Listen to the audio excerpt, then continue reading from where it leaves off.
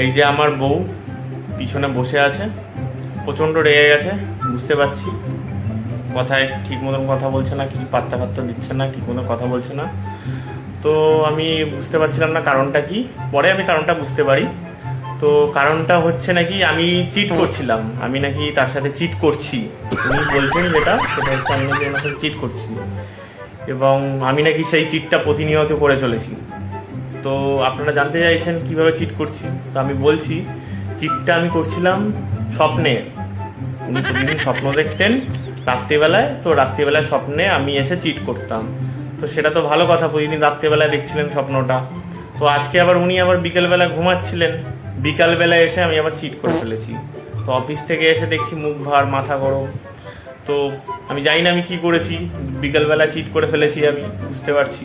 সেটার জন্য মাথা গরম, বুঝলাম। তো বউকে কিছু জিজ্ঞাসা করি, দেখি কি বলে। কি গো? আমি তোমার সাথে কথা বলতে চাই। বাবা, ভাই চিট তো রাত্রিবেলায় এতদিন করতাম, এখন বন্ধ করো।